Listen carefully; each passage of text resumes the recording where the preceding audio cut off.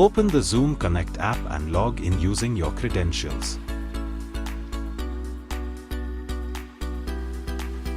Once logged in, you'll be on the home screen.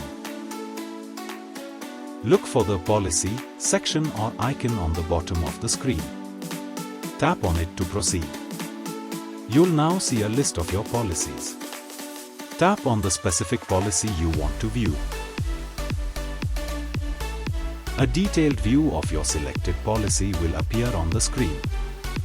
This includes important information such as the policy start and end date, sum insured, insurer name, dependent details, escalation matrix, and policy inclusions and exclusions. You now have access to all the essential details of your policy.